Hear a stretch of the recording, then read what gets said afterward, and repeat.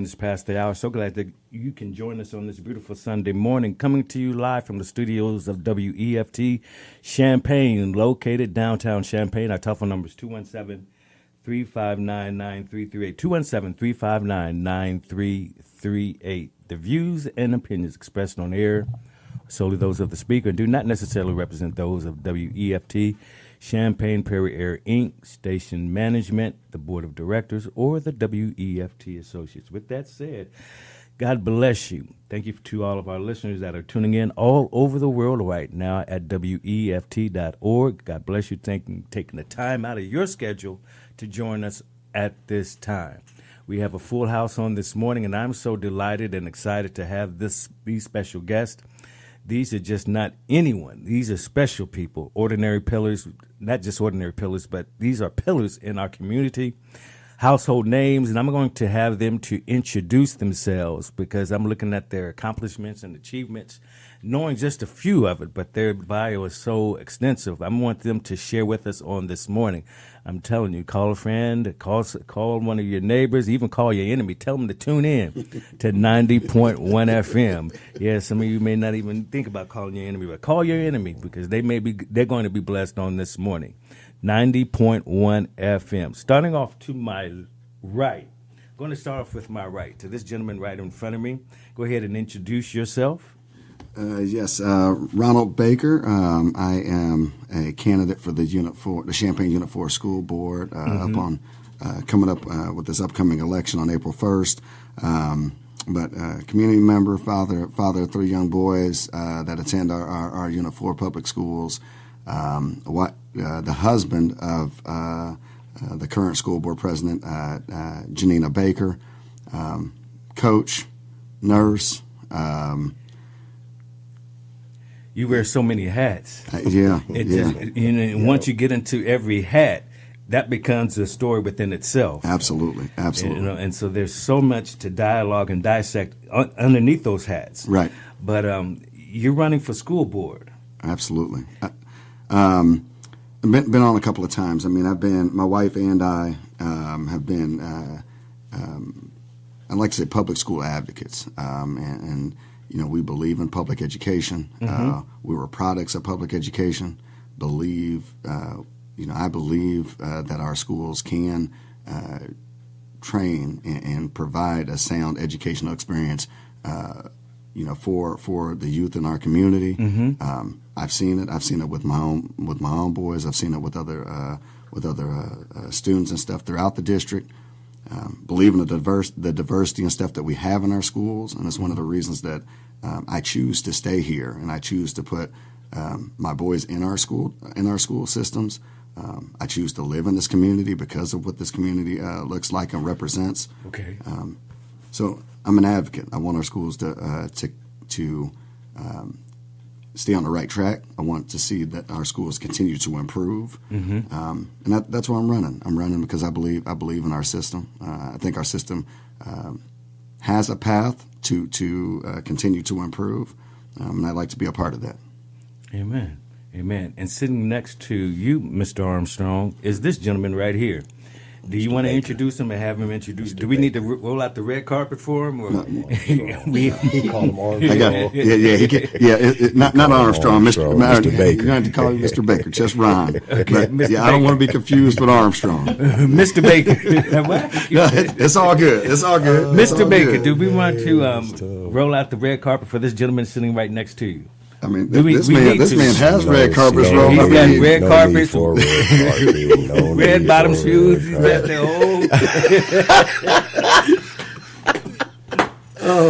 He's got it all.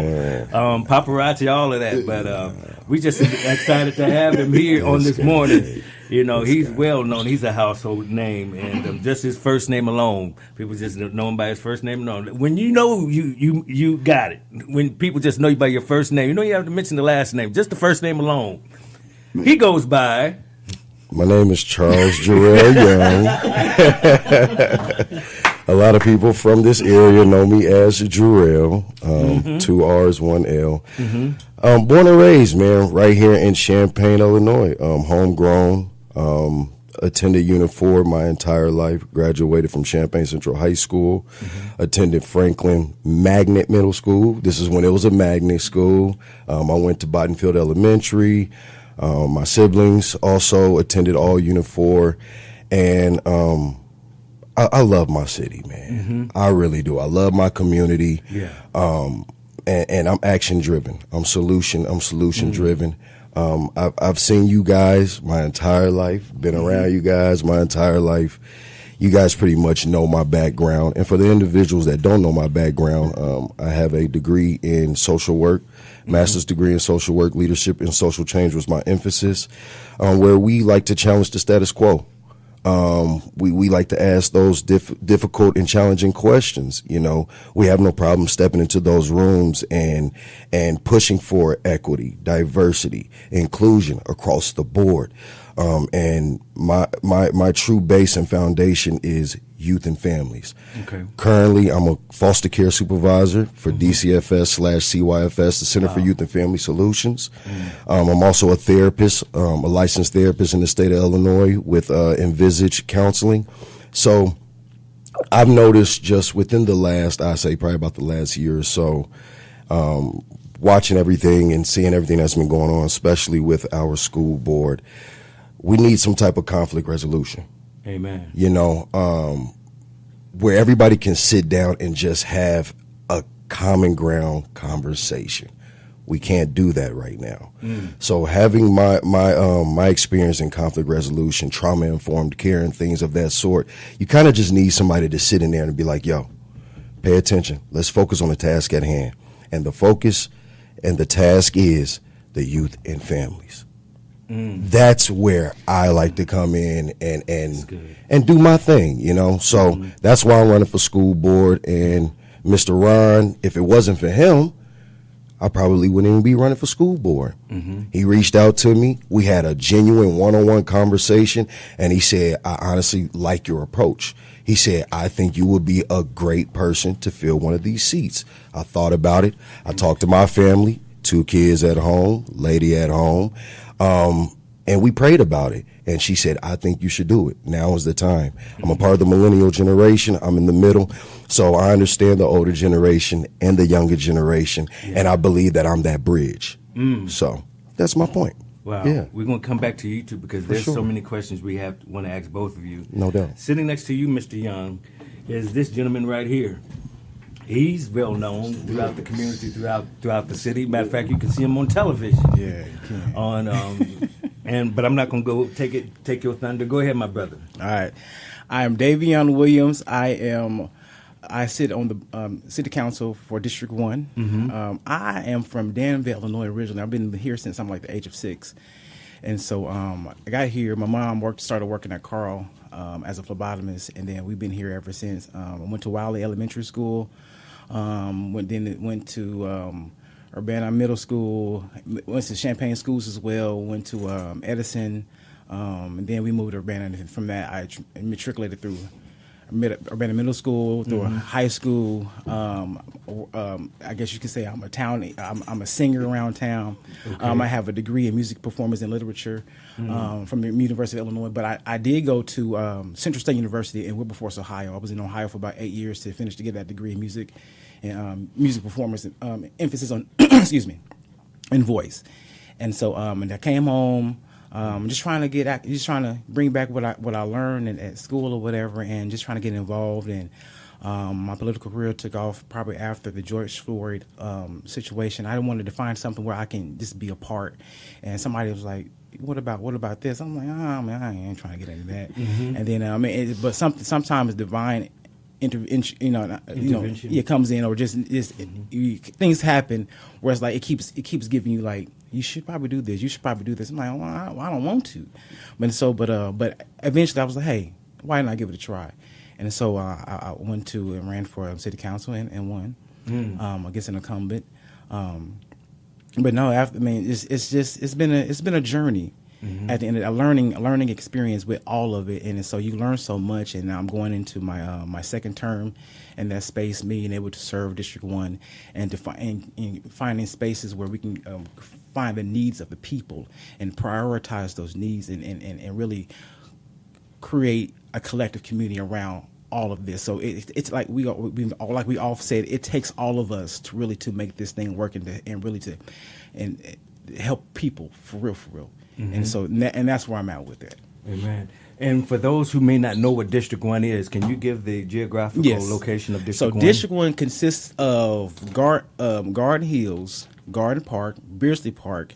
We also have the North End area, so you can go all the way down Bradley from Carver Park, like at the cusp of Urbana, the line where Carver Park is, all the way down Bradley, where until you get to Mattis. Then you also have, like I said, North End area. You got some of the area over by what is that? Bradley McKinley. Mm-hmm. That space over there, and then also have some space over by the mall too. Mm-hmm. So it's a vast space. I serve about 17,000 individuals, 17,000. constituents, and within that district, I have about 6,500 that are the minority black, and so that's about 34% of the population in my district, and so so we are a minority majority district, and so those are the individuals I serve. I'm here to serve everybody, but I know that the key is to my top constituents is that majority, and so that's who I'm here to serve, and everybody else. And I just want to make people understand that when we can find a way to get the majority of us on a path to where we can better ourselves, we all be better at the end of the day. Amen. But Dr. Young, Brother Young, I'm even call him Doctor now. Give him that title. He hit on something, real strong. Well, he mentioned it, brought it up. Is dealing with conflict and dealing with conflict within. Can you even share more on that? When it's one thing to have conflict outside, and you can know how to diffuse or come to resolutions. But when you're having conflict within, how do you deal with conflict within when you can agree to disagree, but sometimes the disagreements is more so they trying to persuade you that your agreement does not matter, or that your voice does not matter, or that you, in some situations, do not matter. So how do you, and especially being on this, running for the school board, deal with that kind of mentality? You have to flush that out from the ground. You have to completely flush that out from the foundation. My mom always taught me that in order for you to address something on the outside, you have to be willing to address it on the inside first. Before you even try to go out and try to give some type of game about something, you have to check yourself first. So when you are trained in conflict resolution and trauma-informed care, a lot of the things I've noticed that's been going on, it's a lot of trauma. It's a trauma response. A lot of these individuals are going through some things personally, and it's starting to show on camera. It's starting to show on these platforms. When you have certain people that are in office, they have certain type of agendas. So what you do is you have to be professional, but you also have to stand your ground as well, and that's why with what's been going on, the climate and the temperature, it needs to be checked. It has not been checked from ground up. It needs to be flushed out. And sometimes it can get a little nasty. Sometimes it can get a little ugly, but we're adults. We're adults here. You have to learn how to have a conversation. You have to learn how to come to a happy medium, regardless of what that looks like. So at the end of the day, as long as we're here for one common goal, and I'm going to keep referring to this, youth and families. Youth and family. And then when you start showing a different side, the public can start seeing. People start taking notes. And then your true character will truly show. Because when you guys just had a deadlock. The school board had a deadlock, correct? You want to elaborate on that? Go ahead. Yes, I think you're referring to the deadlock in regards to the vacant seat that was left by Mr. Sam Banks. So yes, I mean the board currently sits at what appears to be a 3-3, space, and so it's going to be hard. It's going to be hard to. How do you fight through that 3-3? Because it can become personal. the narrative can change. Instead of what you said, Dr. Young, Mr. Young, instead of being family and youth, it goes to a whole nother area. It goes to other areas that is taking the focus off of family and youth. So now you're just like, okay, what's the agenda? What's the main objective? Instead of everybody having their own objectives and you trying to jump on board with their objectives. Yeah, I think you're seeing a lot of things at play when you're looking at the school board right now, and that's why I believe this election is extremely important, because there are some things, when you have well-intentioned people can usually manage through some of those disagreements, right? Mm-hmm. But when you have individuals who are in places of leadership that don't see other people as equals, mm-hmm. I don't know how you get through that. So that fleshing out becomes important. This election is absolutely this. But there are some people that at the end of the day, they don't see certain individuals on that board as being as educated, as smart, mm-hmm. As capable of doing that job. There's members of that on the board who don't respect the qualifications of individuals that are in administration. So very, very hard to combat that when they don't. When your professional view is not even listened to, right? They don't see people on that board as even, it's as an equal, right? So, I can sit there and I could, it's hard for me to sit there and say, okay, so what is your opinion on this? And I'm not listening to it, and nor does it matter, mm-hmm. right? Because they believe that their views are more educated, more. Mm-hmm. I don't know what the right term is, but you're right on par. You're right on par. You speak from the heart, right? So how do you deal with that? How do you deal with the same way our ancestors told us to deal with it is to vote, to do some of the things that we have done, kind of behind the scenes on finding good people mm-hmm. to be in these positions. Mm-hmm. This is absolutely the reason why. We talk about representation matters. It does. I'm telling you, you don't have a representation in there. Nobody's ever going to see you as and even when you have it, sometimes you're not seen as an equal, right? So, how do we do that? We do that on April 1st, right? We attempt to do it on April 1st, and there's a very clear cut line in the sand at this point, right? Where you have two women that are going to still currently be on that board, mm-hmm. right? They absolutely look like they're moving in a direction where there's going to be a white male that's going to be on that board. Oh, my.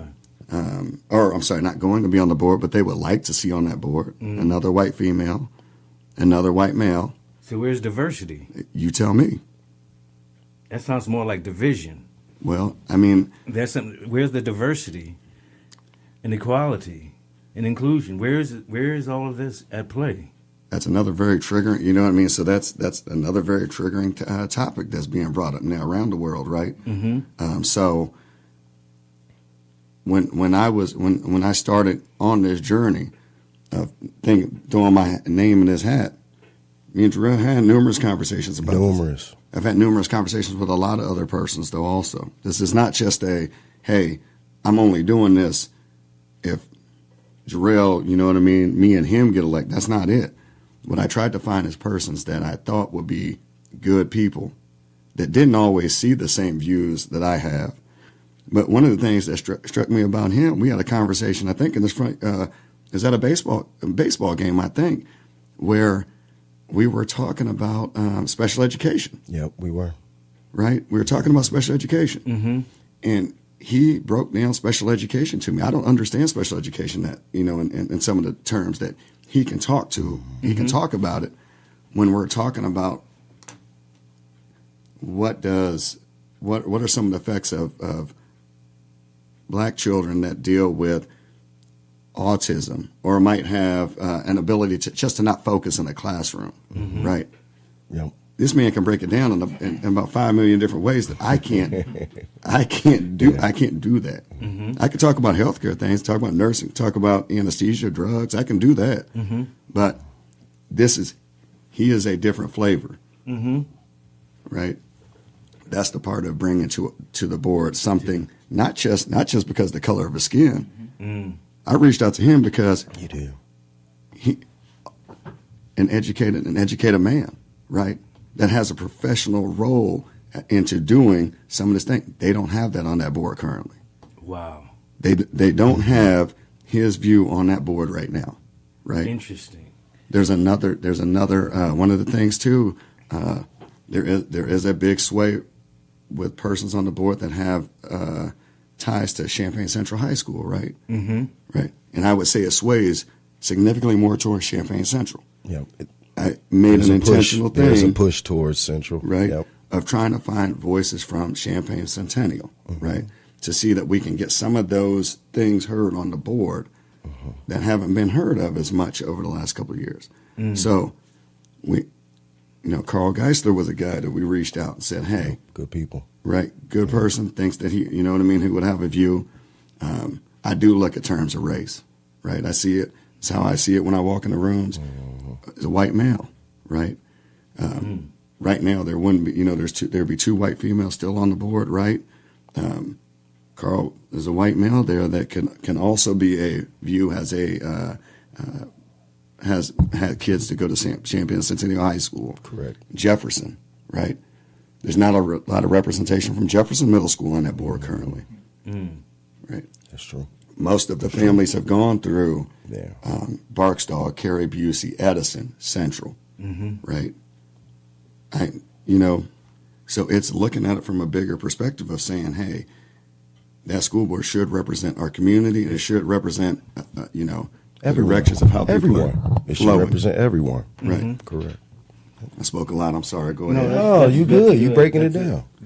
Because if my kids are going to Central and I'm on the school board, or I have influence over the school board, or ones that are on the school board, I have influence over them, my focus is going to be on that particular school.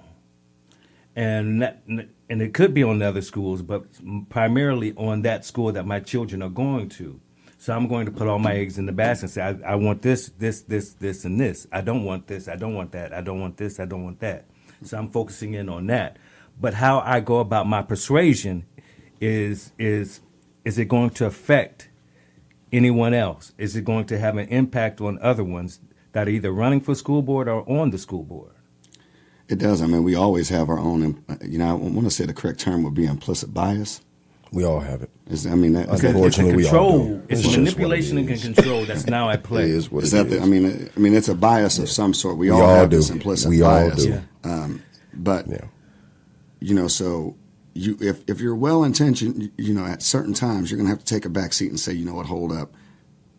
Let me check my bias on this decision. Like, let me make sure that, like, I'm a representative of the entire district. I'm not a representative of just the school board in lieu of Champaign Central High School. That's not it. But I do have to be able to check my bias to make sure that we're making policy decisions for the entire district. But the fact that you can even do that, you can turn that switch on, is important, because there's people that are on the board right now that can't even flip that switch. I agree with you. At all. And that's the part, it's the balance. So then my correct. question is, Mr. Young, is why is it that they can't go flip that switch? He just stated it earlier. Some people aren't looked at as an equal.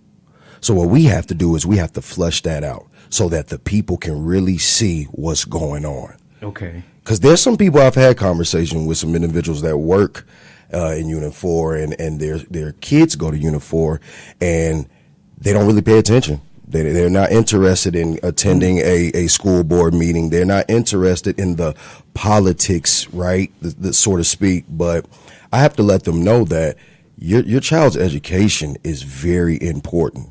Education looks different for a lot of these kids, especially culturally. We have to be culturally sensitive to what we're dealing with. Okay. You know what I'm saying? So when you're dealing with these young black boys, all they have is typically the music that they listen to. And we're going to peel back the layers of the onion. Unfortunately, a lot of fatherless homes, socioeconomic status, you know, and then, like he was talking about earlier, you're seeing these people that are in seats, they're moving the goalposts even when you do have the credentials, even when you do cross every box on the piece of paper. But because they're so used to their way, they're gonna cry, they're gonna complain, they're gonna do certain things. They're not gonna show up and meet quorum and things like that. So we're seeing what's going on. Okay. Now it's our time to actually address it. Is this what led you, even the conversations that you had with him, to run for school board? At first, I was timid. I'm going to be honest with you. I'm not going to lie about it. But then I started seeing what was going on. I started hearing some of the rumblings and things like that. And there was a specific time when I caught one of the, right when I applied last year, I caught one of the meetings, and my name was brought up, but subliminally. And I said, okay, I want you to keep that same energy when you see me face to face. We got to have a discussion now. Yeah. Because you don't know me. But I have no problem getting to know you. So, yeah. Wow. And your name was brought up. Yeah. Subliminally. Yep. Because I do a lot of work in Unit 4. I've done work over at Booker T. Washington. I've done work with Sheldon Turner over at Centennial with the Goal Getters. Yeah, man. I mean, I'm involved. Yeah. I'm involved, and people see me, so I'm not afraid. I'm not scared. So what you see is what you get. It's pretty evident. So Yeah. it is what it is. We got my brother Williams. Yes. Hearing from them and knowing what we have 4 candidates or city council members on the city council board, on the city board, that are African American, correct? What led you? I know you shared about going into running for the city council, but what is your perspective on having, I believe, at this time, the most African Americans on the city council? Out of all the years, this, I believe, right now is the most that we've ever had on city council.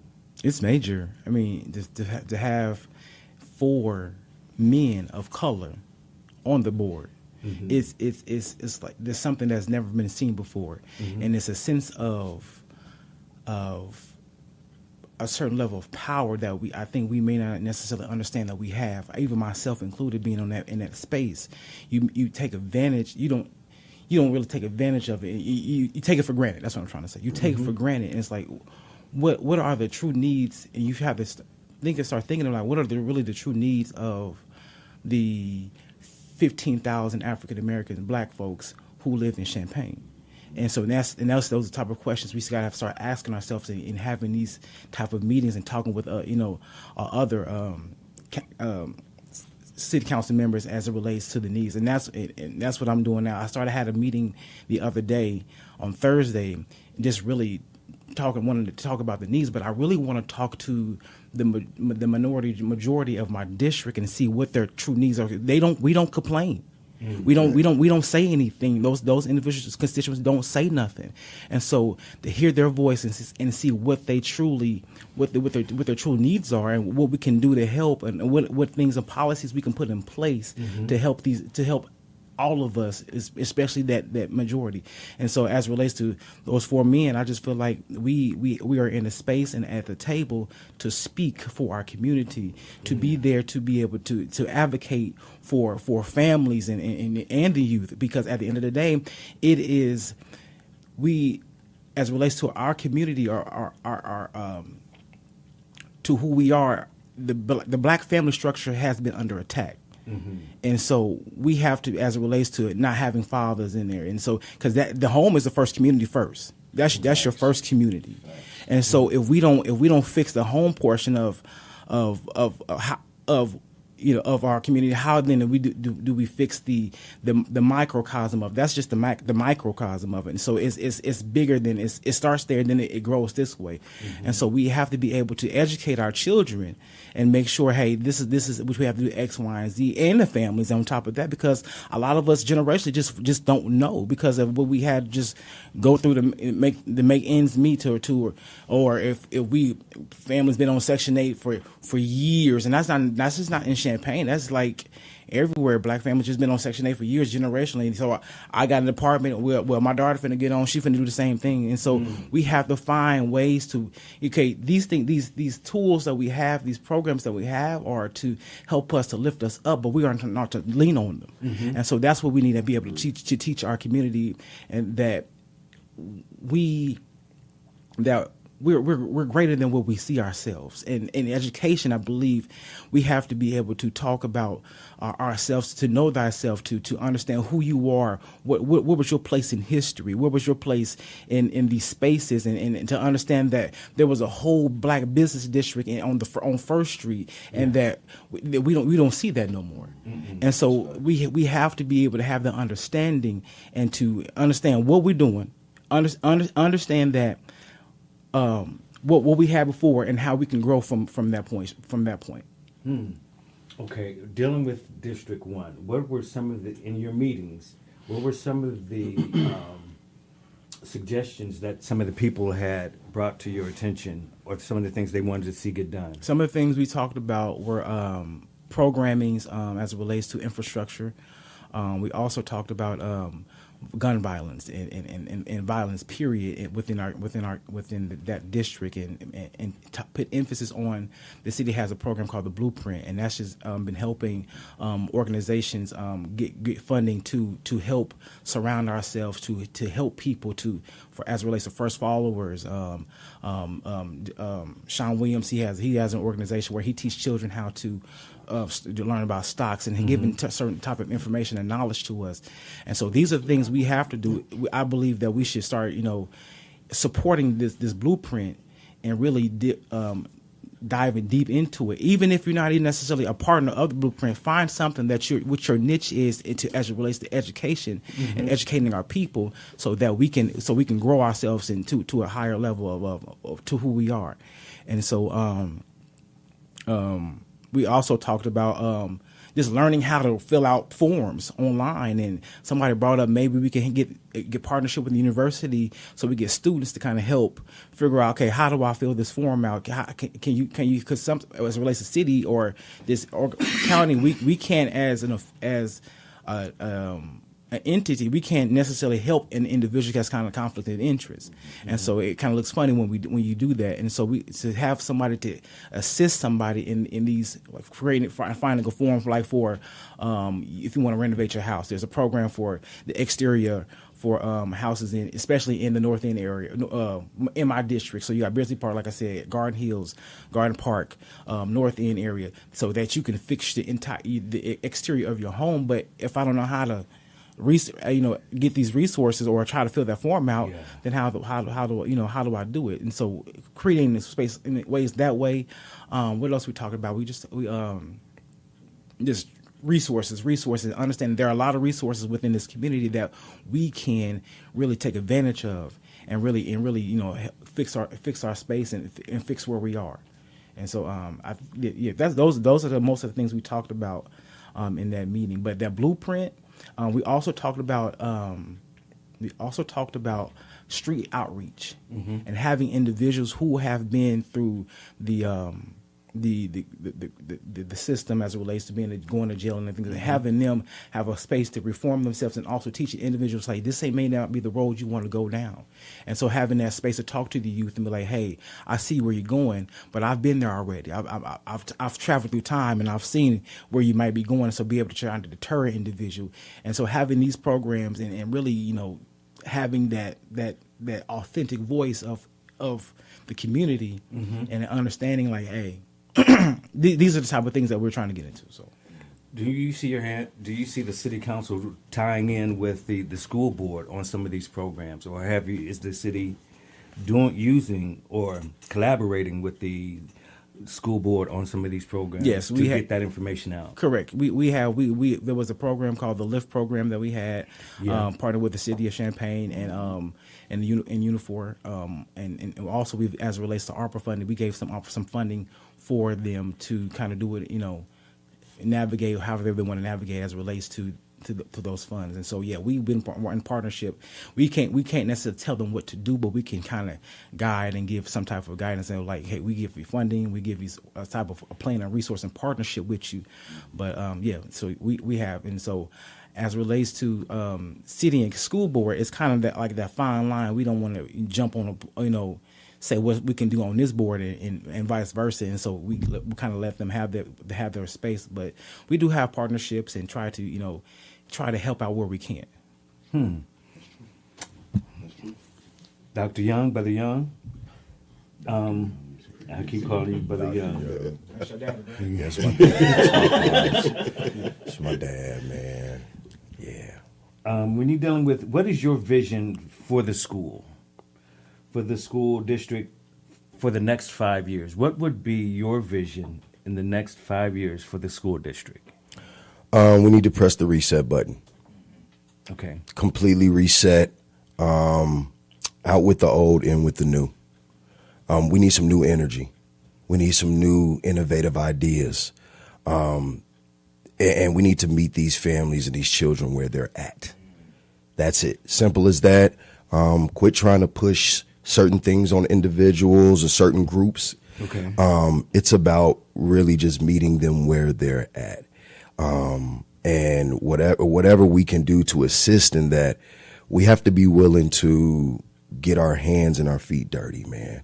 I don't believe in the top-down approach anymore. I believe in from the bottom up, because the people at the bottom are doing the actual work. Okay. People can sit in offices all day, click on computers and give orders, but are you really connected? Are you really understanding what this youth is going through? Are you really understanding what this family is going through? Mr. Williams was speaking about the Community Gun Violence Reduction Blueprint. Mm-hmm. I've worked for that before. I've facilitated some of these gun violence meetings that we've had, these response meetings. I've been door to door. I've canvassed before. I've talked to families. I pulled up on scenes where a mother was crying and sobbing because she seen her son getting covered, you know what I'm saying, by a sheet because he was pronounced dead on the scene. And you have to be there to consult these individuals. So, like I said, there's multiple layers to the onion that needs to be pulled back. But I would say most importantly, we need to completely check ourselves first and start completely over. Out with the old, in with the new. Wow. I'm gonna tie off of that real quick. Okay. Because I want, and I'm not at all telling Dr. Young. That's Dr. Young. I'm not a doctor. I'm not a doctor. Mr. Young or Terrell. Man, right. I appreciate that. Right, appreciate that. Here's where I'm. So I like to watch how when we're talking about a complete reset, because what has been going on for years is there has been some very, very good people that have been putting in a lot of work that didn't just start a year ago. Absolutely. Right. Mm-hmm. So the blueprint stuff didn't start. It didn't start a year or two ago. That's been something in the mix. Yeah. I've noticed the diversity on the city council, right? You guys didn't start that work a year ago and then just put it into existence. Policy and leadership, it does not work that way. Mm-hmm. A lot of times these things take 4 to 8 years for these things to be put in place. When we talk about a vision for this, like for the school district, I've been reading up. I've read the strategic plan a handful of times, right? Me and my wife have had a lot of discussions about, the literacy and math rates and the educational gap, black versus our white students, right? Mm-hmm. It's unbelievable. It's not just a Champaign Unit 4 thing. It's throughout this entire country that we have this issue, right? But this work has been going on for a while. I'm going to read this from the strategic plan. And mind you, I got my MBA I finished my MBA 2.5 years ago. I got my MBA because I was sitting on the board of the crisis nursery, and I was tired of sitting in these meetings and not understanding some of the wordage that people were using. So I was like, you know what? I don't want to just be in this space, but I want to be in this space and at the very bare minimum be able to go and understand what persons across the table from me are talking about. So that when they're talking about things like a SWOT analysis, right? Stuff like that, that I at least understand of why we're trying to put that format into place to lead discussions or to get to a place where we can have meaningful change.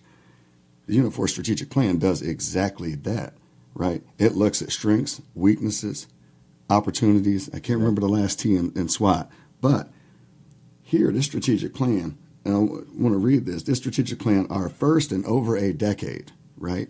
This was put out, I believe, in 2020, okay? So for 10 years before that, there wasn't a strategic plan. So when previous superintendents were in place, right, they were going off of just throwing things out there to see if they work without any measurable goals to get to, right? This strategic plan, our first in over a decade, comes at a precarious time for our community and country. The ongoing COVID-19 pandemic has lain bare inequities between students and families with means and those without.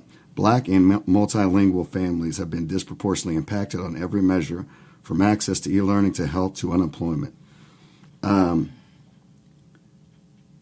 But it goes on. It talks about some of these things that we're still talking about when it comes to educational gaps, our special education students, on how those students are greatly impacted. And there's huge inequities in those areas, right? This was something that was put in place 2020, right? It is the start of a guide to continue to try and have meaningful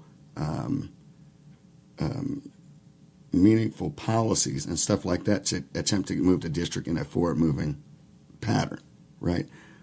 What I don't want to do is I don't want to completely reset everything. No, we're not going to reset everything. No, right. I was just talking about individuals. No, right. Man, that's my bad. Right. I want to reset everything because what resetting everything does is it takes you all the way back. It puts you back 8 years, and then you have to gain another 8 years plus another 4 to get to a place. And mind you, there's Amy Armstrong has been in this school district for a long period of time. This woman has been in the school. She was the school board president. She was the vice president. She has been in leadership opportunities for the past 10 years, for a long time, with the exception of the past 2, right? This document wasn't created by, she had a little bit of input. It wasn't created by her. It was created by her. Yeah. Right. But a lot of these things were not addressed in previous administrations. These things there's attempts to address these things now. Now these things are becoming an issue, right? People are upset that people have these documents in place to try and guide the district, right? This is why people are upset. People are upset because this document outlines the inequities that we're talking about in our school district. It very clearly talks about the difference of the inequities of our black students and our white students. It talks about the inequities in special education, right? It talks about the weaknesses that we have in the school district and how we want to make those better. People aren't discussing it. It's in this document. This document was put into place. You can't argue with evidence. No, you can't. So argue with evidence. My vision is to add to this document, right? Use this document as a working force moving forward. I do not want to sit there and scrap this.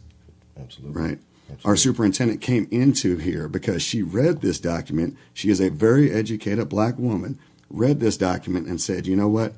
I like this. I like this framework because it gives me a guide. Yep. Yep. Right?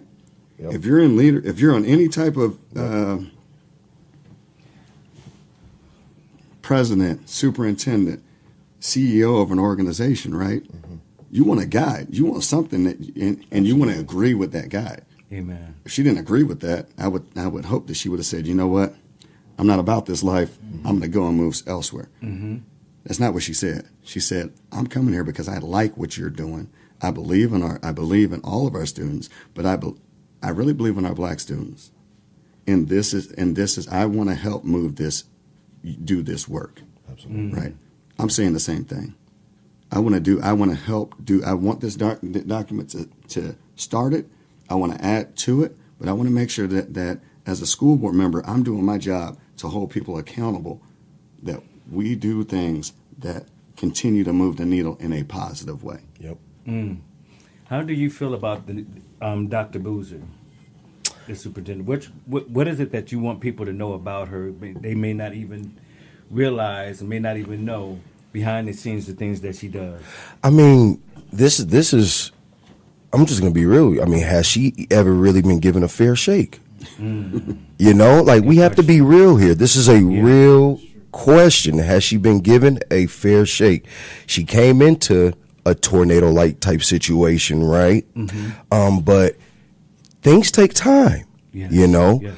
And I'm going to be real with you. I would rather work with her than having just some random show up that doesn't know our landscape, that doesn't know the, the geographical situation around. Like, people just think that I don't agree with her, I don't like this, get rid of her. No, that's not the answer. Okay, you get rid of her. Who's going to take the seat? Who's going to advocate for everyone and not just a specific group of people? You know? So who's going to spread the wealth? I think she needs to be given a fair shake. Amen. Simple. Yeah. And I don't disagree with that at all.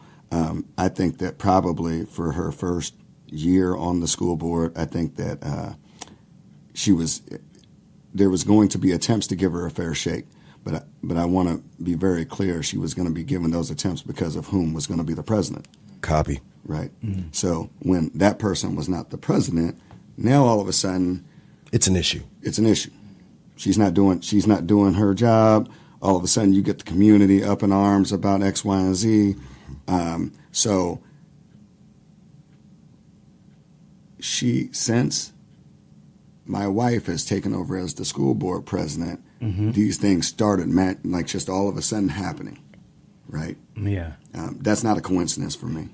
And granted, I'm closer to the fire than a lot, but she hasn't been given a fair shake. Now, I don't believe that because of the actions of some school board members that they can actually evaluate her in an effective manner. I know that I coach. I know that as a coach, that if I had and I have a board with the wrestling community. I have a board with the wrestling team, right? I like to have support from my board. Now, if I have support from my board, and then they evaluate me and they say, well, Ron is not doing a good job, but they're supporting me, then maybe it's time for Ron to go.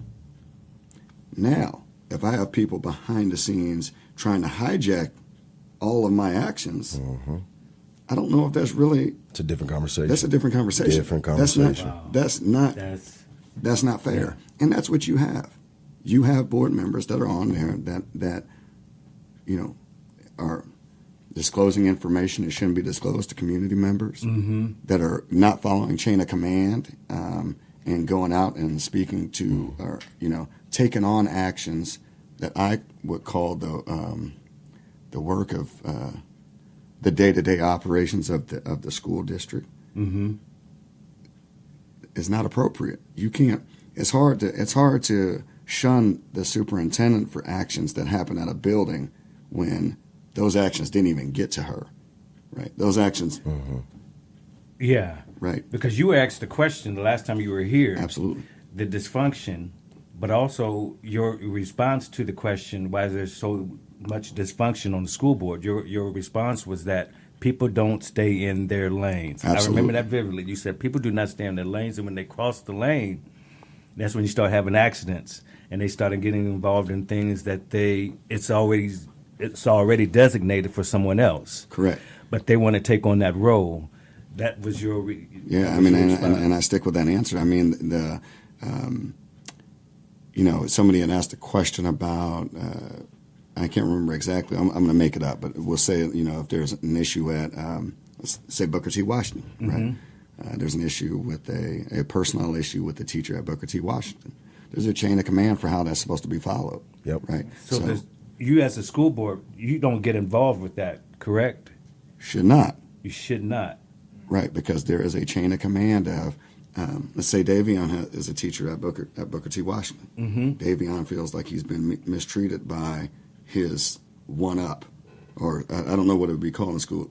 Your say principal, dean, right, or something like that. So Davion should then take that up with, if that's say it's another teacher, right? He's having an issue with Mr. Young. Now all of a sudden he needs to take that to his principal. The principal can then say, Davion, hey, I understand. I'm gonna talk to Mr. Young, and we're gonna try and get to the bottom of this. Now he comes back and he says, Davion says, or the principal says, hey, Davion, I found this, but there's no merit to it. I'll take a look. Davion can then go and say, what, I'm not happy with this decision. I'm gonna now take this to human resource. Or no, maybe the union leadership. The teachers are represented by a union, right? That is kind of what the union is there for. Yep. So you take that to the union. If I'm close friends with Mr. Young and my child is having some problems with the teacher and he's on the school board, would it be conflict of interest if I go to Mr. Young and say, hey, Mr. Young, I'm having this problem in the classroom. What can you do to help me out? Am I going through the wrong protocol? No, not, as a community member, no. It's going to be our job to sit there and listen to you. Yep. Right. So I'm going to sit there and say, okay. But then our next job is going to be to say, hey, have you spoken to have you talked to your child's teacher? Have you talked to your child's principal? And if you're like, no, I haven't, say, hey, I appreciate you telling me, but my advice is, please go back, talk to your teacher, talk to your principal. If you're not happy with the response, or that response doesn't make sense, you can come back to me, and or please address that with the principal again, right? But yes, we want. I don't want to make it sound like I don't want to hear the community's concerns, right? But what teachers, principals, administrators don't want me as a school board member to now come in to go in and start telling you how to do the day-to-day operations of your work. Yeah. That's where it gets. We're not here to step on toes. Right. We're not here to step on toes. Right. And there's a protocol, right? And we're going to follow the protocol. That doesn't mean that it's not noted. That doesn't mean that we're not taking what you say into consideration. But we just want to make sure that all the bases are covered first before we jump in and get involved, if it even gets to that point. So. Got you. Yeah. As far as suspensions, you want to ask a question? Did you ask? No, keep going. As far as suspensions, where are we as far as suspensions in the district? Do the numbers look unfavorable? Are you happy with the numbers? Not happy with the numbers? Dissatisfied? Satisfied with the numbers of suspensions? And then is there a gap between color, ethnicity, when it comes to suspensions? I mean, you don't even have to look at the data for that. We just kind of know what that is, and it's been like that since I was a kid. I've experienced that our entire life, but that's where training comes in, staff development, cultural competency comes in, because we can scale and chart a certain kid's behavior versus another kid's behavior that don't look like them. Yeah. And one side might receive a harsher punishment or consequence than another, but they're really doing the same thing, So it's just all about restructuring that piece, and also making sure our staff know how to deal with the cultural piece as well, because when you're dealing with a young black boy that has certain issues, whatever the case may be, it's looked at differently from a white counterpart, But like I said earlier, if they're doing the same thing, why is it that that Johnny over here is getting suspended for a week versus the white counterpart that just had to do detention in class. I mean, in school suspension, you know, so, you know, that's where some of these things are, you know, kind of blurry, you know, so, but I mean, it's very evident. You can just look and tell. I can feel when that energy is being put out, and you can clearly see it. So, you know, you see it every day on social media. You see it in our classrooms, you know, so, yeah. That I mean, that is something that is kind of the responsibility of the school board on those issues being brought to this, as far as we are a deciding factor in Facts. whether or not a kid gets expelled or not expelled. What I tell the parents and stuff is to please don't let it get to that point. But there's a process there though too. The number of expulsions has gone down considerably. Now, I don't have. I'm trying to pull up numbers here. It has gone down, and it's gone down a lot. It's not. This is not. It's not even in the ballpark. This is. I want to say on the Illinois school report card, there might have been three or four expulsions last year. 4 or 5 years ago, I remember sitting at the board meetings, and there were like 2 or 3 expulsions every school board meeting, and there's no question on whom was being expelled. Our black and brown students were the ones being expelled. Yeah. Right. So those have gone down a lot, and I think that's one of the things that. And I've never asked Dr. Boozer this question, but this is something that I've looked at. But expelling a student and sending them home, and them being at home by themselves, is tragic. Right, because typically parents are more than likely working. Kids are unsupervised at home. This goes into gun violence. This goes into a bunch of different things. Keeping kids in a school or a safe place is absolutely, I think, where we want to have our students be. So those expulsions, bringing that number down, it doesn't mean that we still don't have some of the issues. I mean, there's still kids acting out and stuff like that, but what happens is now you take some of those kids and you put them into other classroom environments where instead of expelling them at home, there might be in-school mediation. I don't know the correct term. We used to have that back in the day, actually. Right. We used to have to sign a piece of paper, go through some type of mediation, and then you would just do like a reset, and then you would come back. They don't really do that anymore. Is that something that you would impose if you got elected to put that back into play? I mean, is absolutely. That a mediation? Absolutely. I mean, our teachers are being paid, right? They're being trained, so they should be ready and be prepared, to deliver. And this is an opportunity for us to also to rebuild community as well. Get to really know these kids and their situation instead of just being like, you know what, go home, leave, get out. No, hold up. You're not just going to tell your child to just leave and get out the house if they don't agree with something that you lay down in the home. You're not going to put them out on the street. You're not going to sit them outside. You're going to go work with your child. You're going to sit them to their room for a little bit, and then you're going to come back and talk to them. So my computer just loaded up. I will say this, based on the Illinois school report card, and I want to say this is 2024, black students had discipline actions. You got 1,748. Right, your white students had 270. Right. Wow. Right. I mean, this data is there. It's hard to kind of navigate through this stuff, but huge discrepancy. Right now, prior to Dr. Boozer, and I'll give Dr. Zola some credit. I do think that they were starting to trend down, but. Man, having 3 expulsions for last school year versus 2025, big difference. So when we're talking about firing a superintendent, right, you're potentially going to fire a superintendent to put in another superintendent who doesn't necessarily see our black students in this way. So now we're talking about expelling 3 kids versus 25. Right.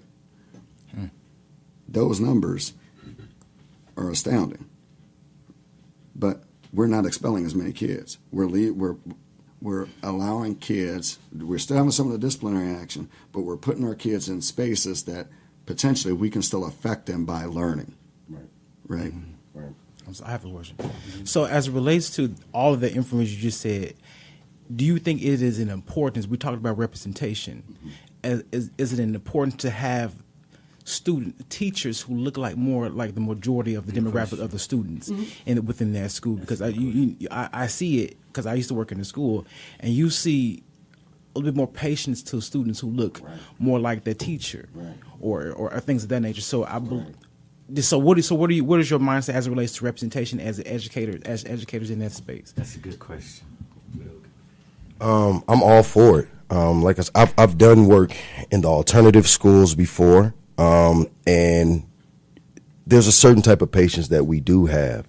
And when the opportunity presents itself, I know for a fact that there are people in this community that I've had conversations with where they have applied, that I know personally, that they have applied, they get an interview, but then they end up receiving an email or a call, and there are certain gatekeepers that don't want people that look like these kids in these positions. So what they do is they gatekeep. They look up people's past as far as 20 years ago, 30 years ago, still being held over their head. But these are people who have completely changed their lives around, that are connected within the community and can speak to certain traumas that other people cannot speak to, because I'm at a point in my life where I am tired of people that don't look like me, that don't come from where I come from, trying to tell me how to live my life. We have to connect with individuals that look like us and that have been through what we've been through, and these kids see it every day. And that's just the therapist hat on right now. Like being a therapist, you have to meet people where they're at. Yeah. And a lot of these people that are gatekeeping, they just cannot see past their own situation. So Interesting. This is also one of the big. I mean, one of the things. If I have an agenda item, there are two things that I'm kind of big on. One is absolutely decreasing the educational gap. The other one is teacher. The teacher shortage that we have in teacher retention. That's something that's been brought up over and over again from people in the community, from teachers, and I do believe it is absolutely a real issue. Right now, what I am going to not be afraid to ask behind closed doors and in public is, what are the demographics of our teachers in the district, and then what other union rep. I'm sorry. What other things are there? Do black teachers have representation when it comes to leadership things, when it comes to union representation, stuff like that? Currently, the district has, I want to say, roughly 780 teachers. Of those 780, as far as black teachers, there's only 7.8%. Your white teachers are 78.6%. I'm not asking that the district have 100% black teachers, but we serve our school districts have roughly 38% of black students. That is the majority of students in our school district. I would like, one of my goals would be is to increase the percentage of black teachers that are in our that our kids see. How would you go about doing that? That's the question for both of you. How would you go about doing that? What would be your process of going about doing that? My initial process is being able to state what I just said in front of people, right? Is that when I'm in front of the union leadership to ask, are you hearing concerns and stuff from your black teachers? Are you making sure that those issues are you hearing what they have to say? Right? That's the start of it. It's also looking at some of the programs that are in place to try and get more students from historically black colleges and universities into some of these spaces to be teachers. But a lot of it is just asking these questions, right? If you have a board that does not represent the community, those questions they don't get asked. They don't get asked. The question almost is just as important as the answer. Absolutely. Because a lot of mouths get closed because they're either timid, afraid, or know that if I ask the question, there may be some repercussions or backlash due to the question. And they look at me more so not as who I am, but who are you? Right. To ask that question. Right. So, yeah. And it's going to be the follow-up to the questions there, too. It's going to be the continual, if you want to have change, you have to have continual questioning about this stuff to hold people accountable to it. The accountability. If you don't have representation, what happens is a community member might go to Amy Armstrong and say, hey, we don't have enough black teachers. She might say, you know what, I'll bring that up. Mm-hmm. She might bring it up once. And then it's not going to, and that will be her check mark. Okay. I asked about it, right? My check mark is going to be, I'm going to ask about it, I'm going to continue to ask about it, and I'm going to attempt to make sure that when we have policy and stuff that goes into place, that policy also starts marching along so that there can be measurable change to it. Measurable changes. We have all the way, I believe, from Arizona. No, it was people in Arizona. Yeah, Arizona. We want a big shout out to our listeners in Arizona to tune us in on this morning. God bless you on this morning. I told you it was my mom. It was my mom. We're just gonna say it. It was my mother.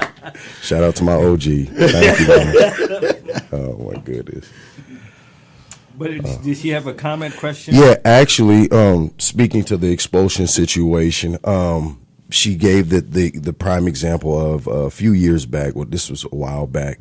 My little brother had gotten into a situation at a school, and they were looking to expel him. But my mother was able to reach out to the school board. There was a person of color on the board and was willing to educate her and my father on the necessary steps on how can we keep this kid in school, because the decision was pretty much made. So what she had to do was she had to start with a wraparound approach. Get some supports, have a big old meeting with the principal, because they were deadlocked and set on the situation, right? But because this person that looked like us was on the board, provided some education and provided some information, my mother and my father, they went about it the correct way. They followed the necessary steps. And looking at my little brother now, he has a PhD. He was on the verge of being expelled and kicked out of school. But then he ended up making a complete 180, because we know how, especially within the black and brown community, well, get him up out of here. Mm-hmm. Well, in this situation, us as parents, that's another thing. Us as parents, man, we gotta start taking some accountability. We can't just be dropping our kids off at school thinking it's a daycare. No, we have to be involved. And I've noticed this. Me growing up, my mom and dad were in the school all the time. Mm-hmm. And sometimes they would just come to the classroom, sit in the back, and make sure and monitor. Take a break from work and just check on your kids. And I've noticed we've lost that a lot these days. Yeah. We're all tied up and busy. We're on our phones. We got meetings that we're attending to, but we got responsibility. We have obligations. So this was a time where we were educated. My parents were educated, and looking at the situation now, it can turn out in a positive, for a positive turn. So my little brother, like I said, he has his PhD now. Mm-hmm. What if he didn't make that turn around? Make that turn. Yeah. So here's the thing. It's, I don't know if I ever told you this story, man. Okay. My younger brother, when we was I think I was in middle school, but my mother picked me up at in Decatur, picked me up from school. She was crying. I said, what's going on? And my mother is Dutch, and when she gets mad, she cusses in Dutch, right? And she's like, your so-and-so brother, he got kicked out of school. He took a gun to school, right? Him and his buddy went around the corner. There was a couple of guys there that was selling drugs. They knew about her, and they heard these guys said he had some guns underneath the porch. They got the gun, took the gun. My brother put it in his backpack and went to school with it. Thought it'd be cool to show his friends, right? So Another little kid on the bus decided to go and tell the teacher. Right. The teacher then went and went to the principal. Principal then pulled my brother out of the classroom. They called my mother, and he got booted right out of school. There was a bring gun to school, you get expelled. And so, thankful for me, we had my father, and my father homeschooled my brother for the year to make sure that he didn't get get caught up. Like your story, my brother went on and got he has a master's degree, and he's got a PhD in urban planning. But the gun violence, that was, I would consider a near miss. I don't know what could have happened. I don't think my brother knows how to use a gun like that, right? I mean, to be honest with you, we really wasn't about that life, right? But kids, I'm sorry, but kids are stupid. Kids do stupid things. So it's not always necessarily, kids shooting each other, but there's a potential there in the school district. I don't know what the board looked like then. I have no idea, but I do know that was a personal thing that affected my family that could have went sideways in a lot of different ways, right? But we didn't get any feedback from the school. I mean, I think my parents went to a school board meeting and they expelled them, and then my dad said, you know what? Okay, then we got to change some things around. And I remember my dad sitting there, doing the school. I mean, and that shows the parent involvement right then and there in itself. Okay, you got expelled from school. I'm going to take care of this at home. Then that's the involvement I'm talking about. Yeah. So yeah. Go ahead. I was going to switch gears for a little bit, but my first thing was talking about guns. Period. I believe there is a lack of education within our community as it relates to firearms. We live in a country where we have the right to bear arms, and so when a child does see a device of that nature, I believe they don't have necessarily a respect for it. And so it's like, oh, this is a cool toy. I play with this on Black Ops or whatever. But if you understand, like we go to like driving, we had to take classes on how to be safe in driving. Though at once upon a time they did used to teach gun safety at in the schools. I know I worked on grounds for the summer, and the janitor showed me the basement of Edison where they had a shooting range, and they would teach how the safety of it. And so I think once we students have a respect for the device, then we be like, okay, it'd be better for us, because we have respect for it. It was not like a toy. On the second question I had was for you all, as it relates to trades in schools. Some students may not feel the need to go to the next level as it relates to college. How do you all feel about teaching trades in the school, like being an electrician, HVAC, all of these things as it relates to trades? What are your thoughts? I'm all the way for it. I totally understand that everybody's not going to go to college. I get it. And that's just the reality, right? When I was coming up at Central High School, we had wood shop class. We had another class where you could learn how to work on cars and things like that, being a mechanic. So, I'm all for it. I had a job all throughout high school, so I just learned how to keep a job, staying busy, and understanding that if I didn't want to go to college post graduating from high school, that I could make a means to living, and that's by just working, getting a job, and making sure that all my bills are paid, So, but yeah, I'm all the way for it, and I'm with that. It's cool with me. Was there a time that Central was looking at, I believe that the location they was trying to get to, which was pushed aside, was trying to build a trade school trades were going to be involved in that, the new high school that was supposed to go out there by Marketplace? Was that a part of the blueprint to turn that into a trade school? I don't know if that was. Short answer is I don't know. That doesn't sound familiar, but that doesn't mean that wasn't a thought process then. Okay. So I don't know. I do think, personally, I was in favor. I would at that time, I was in favor of having Central be out there by North, just because of the space. It's not as landlocked as Champaign Central High School is now. But I mean that the voters decided, and they decided to keep Central, and Now, what I will say is that if you haven't been in our buildings, and you need to get over to Central and Centennial. There's some amazing. I'm tired of the talk of that the Unit 4 schools are so horrible, and there's other. It's a lot of. There's a lot of that, and some of it. There's no doubt. There's some areas that need cleaned up, but don't let the actions of some board members fool you into thinking that work is not being done. Right. Champaign. We hosted a big wrestling meet at Champaign Centennial High School last year. We were bringing in some of the mats. We had to go through the Centennial workshop. Man, the parents walked in that workshop and it was like, you got to be kidding me.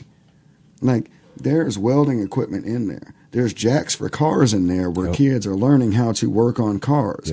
If you drive by Champaign Central High School, there looks like an oil and lube shop in the high school where there's a car up there. There's a little Honda something sitting up there on a jack that kids have an opportunity to do some of these things. Our schools have some very, very, very magnificent things going on in them. Right. I'm absolutely about. I talk once again my bias. Right. I went to school. I went to college. I got a degree. Right. I would love for that to be the direction for most kids to go into. But that is my bias. That's my perception. I'm not oblivious to the fact that not all kids don't. Absolutely. It's not for everyone. Right. What I would like for kids to be is life ready. Right. College ready, life ready, trade ready, whatever that might be. I would love for all of our kids to leave high school to be ready to move on to the next level without having to move backward. When I talk about moving backward, it means that if a young man or young woman wants to go to a junior college, that they don't have to retake classes. Absolutely. Right. That's a big issue that a lot of our black students have. We talk about wanting to go to school or wanting to go into a trade. I mean, the process for getting into a trade, a lot of times they're going to put you back in the classroom, right? Part of that trade, learning a trade, is going to what is it called? Not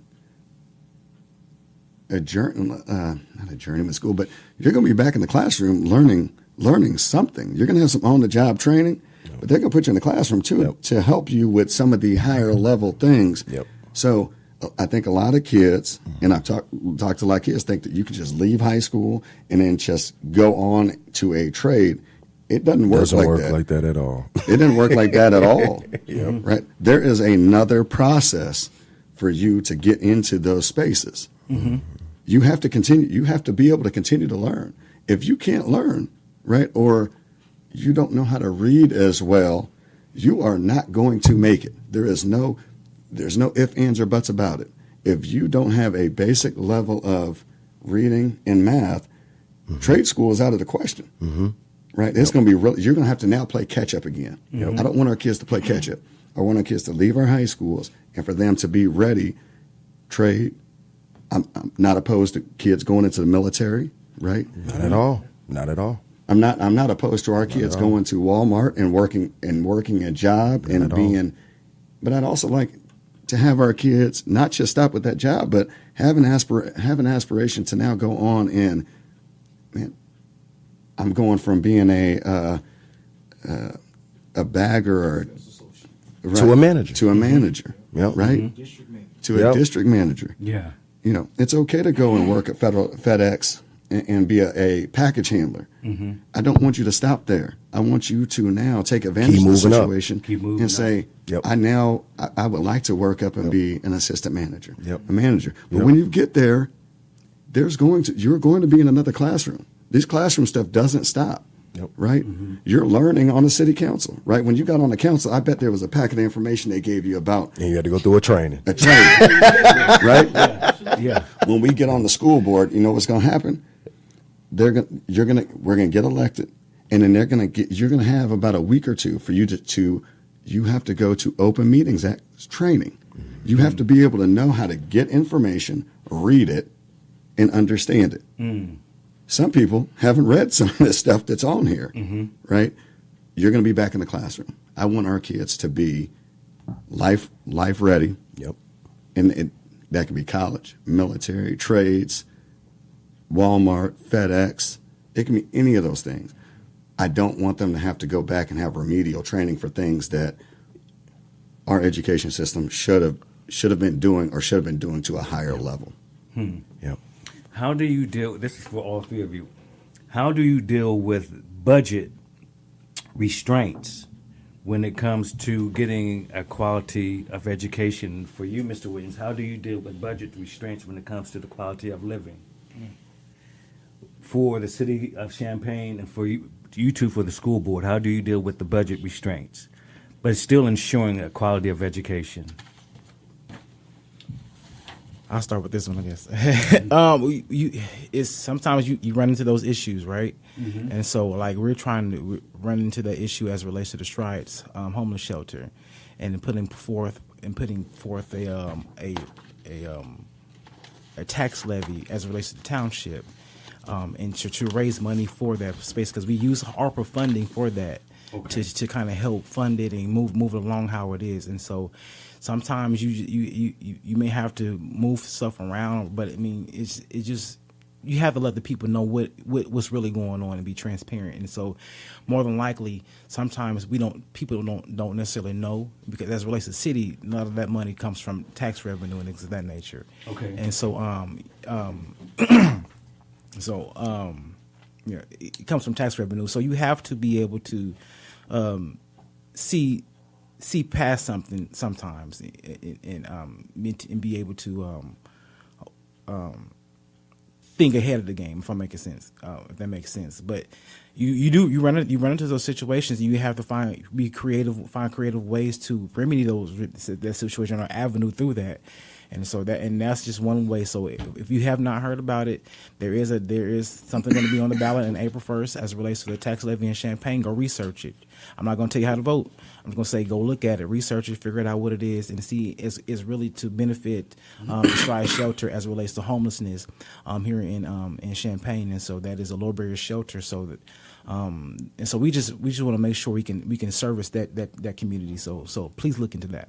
So is raising taxes one of the property taxes? Yeah, but in the township, and I can't remember the percentage, and I'm not going to quote it wrong. Okay. But yeah, that's why I said go ahead, look it up, because it's going to be on the ballot in April, and just make sure you go look at it.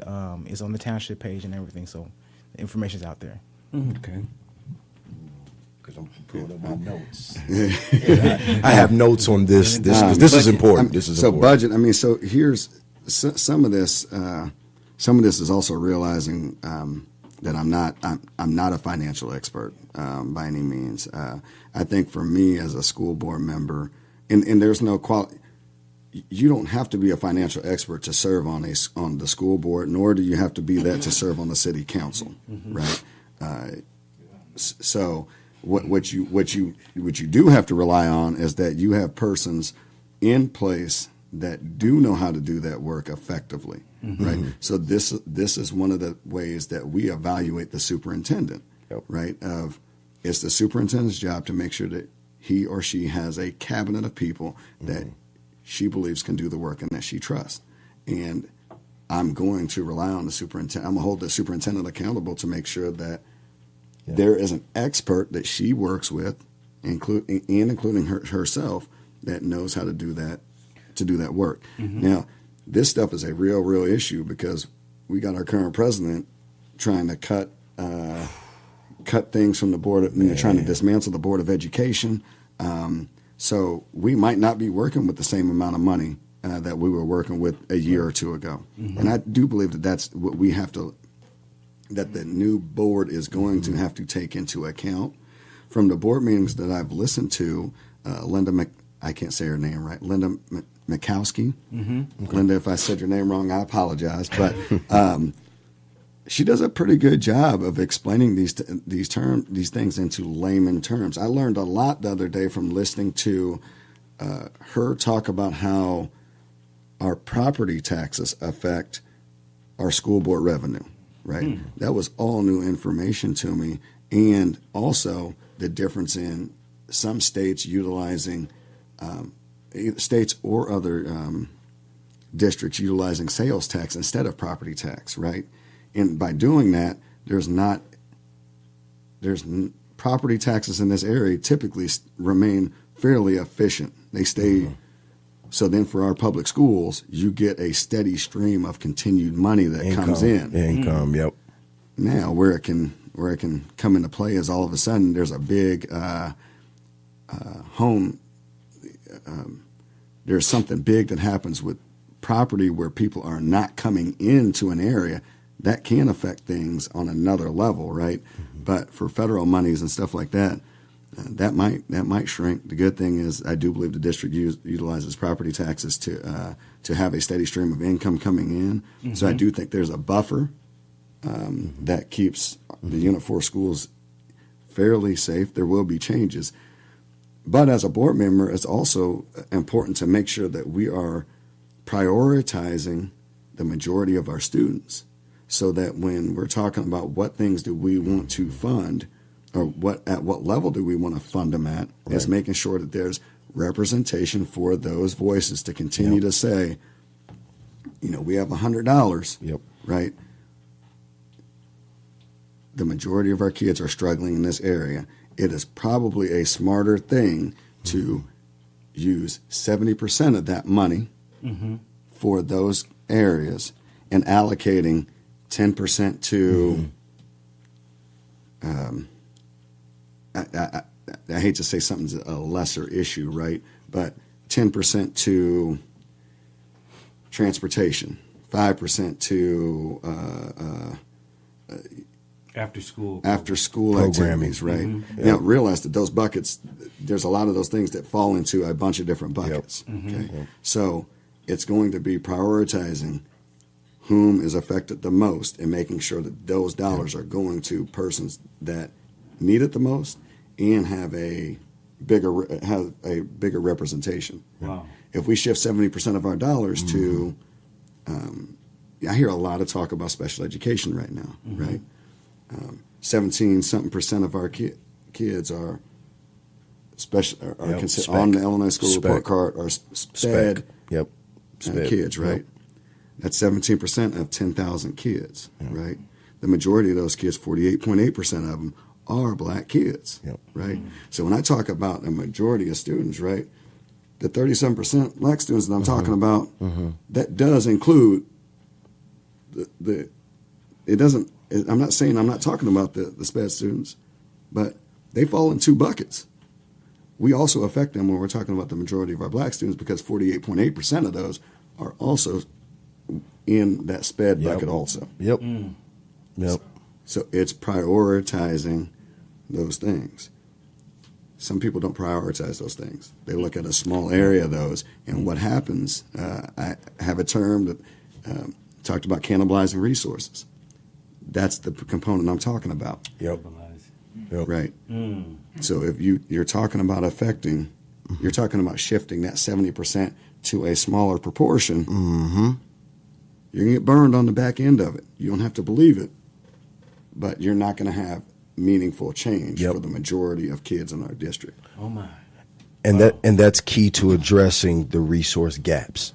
Yeah, you know what I'm saying. And what he just gave an example of is how to bridge those gaps. So like he said earlier, with the Central situation, there's been a lot that's been pushed into Central. But what about Centennial? Yeah. What about the other schools and things like that? We have to address those gaps and make sure that it's equitable for everyone as possible.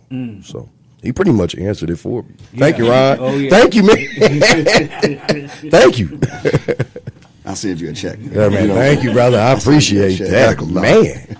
Wow, Black History. We're in Black History Month. We want to share about Black History. Black history being taught in our schools. How do you feel about that? Where it's at? What needs to be done? Does it need to be changed? There's been number 47 said he wants to do something about that. And if he have his way, probably would have something to do about that. So how do you feel about Black history being taught in our schools? I mean, Black history is American history. Yeah. Simple as that. There's no other way to, to explain it. That we all do know that we've put a lot of work into this country. A lot of lives have been changed when we came over here and things like that. But guess what? We're here now. You can't change what's evident, and it's right in front of us. So I look at it twofold, man. Like, we might receive some negatives and things like that, because I've heard people say, well, we don't really need 28 days and things like that. Man, I celebrate every day like it's Black History. Amen. So that's just my stance, man. I'm pretty straightforward and cut and dry. So yeah, I would agree with Brother Young as it relates to Black history is American history, and the more we know of it as it relates to our contribution, as it relates to this the creating of this country, it will expand our minds to think higher than we are. We sometimes don't think we don't have a place here because of how we've been trained to think and been oppressed for so long. But when you understand that we built this country, and everything from the light bulb filament to elevators to things that we use every single day has been created by Black folks, and also to understand that many of us, well, it's a collective of us that were considered Native, we could say indigenous Americans, and so these individuals, but through like certain changes, we were classified as Black, or we were classified as a certain thing, and not being able to truly, I'm trying to be say this was we were here before even though 5% of slaves came came to the Americas. There were already an individual group of people of color that were already here as well. So we have to put that into the equation as well. But to understand that we've been here, and that we've created a space for us, and to make sure that we share that same space with everybody else is something that we, as it relates to our history, that we must understand as that as well. I believe that's a powerful to understand history removes the mystery, and so I think that we have to really dive down into really truly understanding who we are and what that gives us a certain level of confidence and power for us to be able to move forward. So, man, I might have to steal that one from you. Man. Yeah, To understand I like that, history removes the mystery. I Removes the like mystery. that. That was echo what they just said. I mean, Black history is American history, and until personally, I don't like that we just that it's a month. Right. I mean, you know what I mean? Right. So we focus on a month to then show all, to pack in as much Black history as, well, man, we are a part of this. We are smart enough, right? We are intelligent enough. Just because of the color of our skin doesn't make us less than a person with that has a lighter pigmentation than us, right? And that is some of the unsaid rhetoric that happens in spaces. Of, well, because you look that way, that I discredit what the words that are coming out of your mouth or your perception of things, because innately you're not given the same opportunity because of what you look like. So I like to hear the stories that happen in February, right? But I like for my boys to be able to go to school, and for Black history to be something that's told throughout the entire school year, not just in February, not just in not doing something. We helped create this country. This country was created off of the backs of our ancestors in ways that we will never ever understand. But there's two books. I mean, I love to read. There's a book called Lies My Teacher Told Me. I mean, it talks about some of the, it talks about some of the biased history that goes on in our schools and social studies and stuff, that it's just told in a different way. And it's told because of whom wrote the text in the book. Another book that I like is a book called Stamped from the Beginning.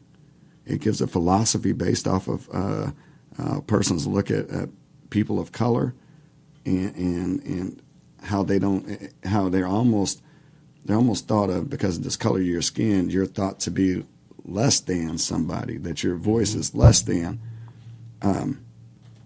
So I would like Black history to be a part of our curriculum through and through, right? Yes. I'm not saying to remove white history. I mean, Indian history, right? Native American history. Those Native Americans helped build this country too. Yes. Right. Yeah. I want all these things told. I want it to be representative of this country. We are a part of this country. We're not a month part of this country. We weren't here for 28 days and then left. That didn't happen. We was here the entire, all of it. Right, all of it. So, and we are intelligent, right? We can do this work. People should listen to our voices, right? I'm not trying to say that I'm not going to listen. I think in a lot of ways we listen to other voices more intently than the credit that people give it back to us. When I sit there and I listen to Linda Mikowski with the CFO, I listen to her and I give her a fair amount of credit that she was educated. I believe she went to school to be a financial, person, whatever. But I also listen to Dr. Boozer the same way. I listen to her with the same lens that I listen to Linda at, to realize this woman went to school. She got her PhD in administration, right? I like to give her that credit. I would like for others to give her that credit too. The same credit they would give Linda is the same credit I want them to give Sheila. Right. And don't second guess any of it. Don't second guess. I had a speech prepared. They were talking about reorganizing the board, and I had a speech prepared. I was going to bring my boys to the board meeting, and one of the big things I wanted my boys to know, I said, the reason I keep you in school is so that, because these people don't see your mother the way she deserves to be seen. They don't see Dr. Boozer the way she deserves to be seen. Amen. Right? Amen. They don't. It's not fair. Yeah. Right? Yeah. Go on. No, I was just going to state that understanding our history, for everybody to understand, it gives an appreciation for us, for all of us. And so what our contribution and what everybody has put into this melting pot of what they call America. Right. And so it's very important that our history be put in as it relates to be alongside George Washington or Quincy Adams, and all of our contributions of what we've put in place. So that was just my point I wanted to make. And to Dr. Boozer, Dr. Sheila Boozer, we definitely send the program out to you and your family. For sure. And your accomplishments and everything that you have done, and even done without looking for accolades and no pat on the back, and the sacrifices that you have made. You know, sometimes your story is so remarkable that we just in awe of you and in the position that you're at, because in that position it's almost you're going through so many things and dealing with so many things on a daily basis. But to know that God has you at the right time, at the right place, in the right position, and He's protecting you and covering you, and though the attacks may come, the prayers are coming too as well. And so we're definitely sending this show out to Dr. Sheila Boozer, knowing that, God has got your back. And we're definitely praying for you, and you got people that are supporting you. And for you two and what you're about to accomplish and do, we got your prayers, but you need our votes too as well. Prayer is good, but vote is just even more important. Yep. Tell us why we need to, again, share with us to vote for you, and when is the time to vote? When is it? April 1st? When is early voting? I believe early voting starts March 12th. Early voting starts I believe March 12th. 12th. I might have to fact check that one. Okay. But I know it's in a couple of weeks. Okay. You know, it is important. Yeah. And Davion mentioned this earlier, and unfortunately, members in the black community, I mean, we struggle to find their voices. I mean, Davion spoke to it. That's just the fact. I would love those voices to come out more. We do need your voices. We need your votes, and we need you to be willing to get uncomfortable and to be able to start reaching out to us. You need to reach out to Davion in District 1. Heck, even if you don't live in District 1, That's right. reach out. But if you sit back, you're going to leave things into the hands of others there's no might to it. And they don't have your best interest. They're not going to have your best interest. I've been in enough spaces, 12 years ago, I don't know if I would have said the same things, right? And I kind of marched along and didn't believe that some of this stuff matters. But as I get older, you realize the effects of it. Mm-hmm. But we need you to reach out. Yeah. You can reach out to me on my Facebook at Ronald Baker for Unit 4. Champaign Unit 4 School Board, I believe, is the tag there. You can also reach me through Facebook on just my personal page. If you reach out to me, on either one, I'll kind of direct you to the unit, the school board thing that I'm doing there. But we do need to hear from you. It is it is extremely important. This election is unbelievably important. Yeah. I will say that what persons that are working with Amy Armstrong and Betsy Holder Bradley, those individuals, that board and the persons that they are aligned with do not represent our community. Mm. I'm not going to hide this. It's not that. Mm-hmm. And you can mess around and find out. Yeah. You can mess around. I want to say something else, but you can mess around and find out. But and that's so I'm here to say I am absolutely supporting myself, Carl Geisler, Jarrell Young, Grace Kane, Justin Michael Hendricks, mm-hmm. and Fatima Ahmed. Those are individuals that I believe will do good work for our school district. And I think that is a very diverse group of individuals. Mm-hmm. I think it reaches a bunch of different persons within our community. And I think that all of those individuals will do the work with very positive intention. Mm-hmm. I believe that Tony Bruno, Christy Arnold, and Roselle, I cannot pronounce her name. Roselle Boschel, I believe that they will be extremely harmful for our Unit 4 students. Mm-hmm. That's where I'm at. But I would love your support. Mm-hmm.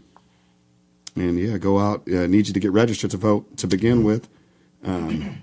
I'll have more information on my Facebook page on how to get registered to vote. But we need you to show up. Yep.